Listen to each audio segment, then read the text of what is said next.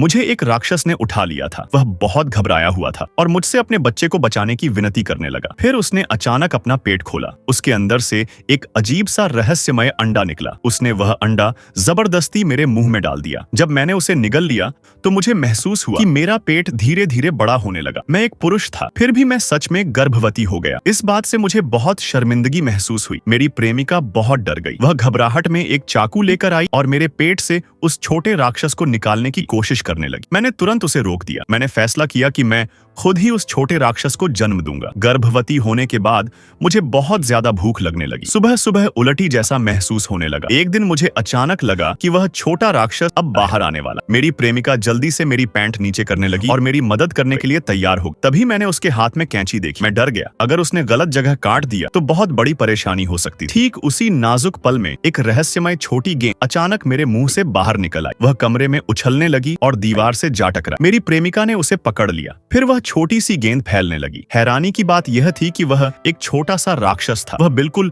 मूली जैसा दिखता था। उसका चेहरा इतना प्यारा था कि मेरी प्रेमिका का दिल पिघल गया। वह मुझे एक तरफ छोड़कर उस छोटे राक्षस के साथ खेलने लगी। मैंने उसे हंसाने की कोशिश की। वह हंसते हंसते सो गया। वह भले ही प्यारा था, लेकिन राक्षस जन्म से ही खून पीने वाले होते हैं। उस छोटे राक्षस ने घर में मौजूद घोड़े का सारा खून पी लिया। मुझे बहुत गुस्सा आया। मैंने उसे सख्त चेतावनी दी कि वह दोबारा ऐसा न करे। उसे बुरा लगा। वह छोटा राक्षस उदास हो गया। फिर मैंने प्यार से उसे सब्जियां खाना सिखाया। उसने खुशी खुशी खा ली। मैंने उसे कुछ खजूर भी खिलाए, लेकिन अगले ही पल वह खुद को रोक नहीं पाया और खजूर थूक दिए। तुरंत ही वह मटर की टोप जैसा बन गया। उसके मुंह से खजूर बाहर आने लगे। हालांकि उस छोटे राक्षस ने मुझे बहुत परेशान किया है, लेकिन उसने मुझे बहुत कुछ सिखाया भी है और बहुत कुछ दिया भी है।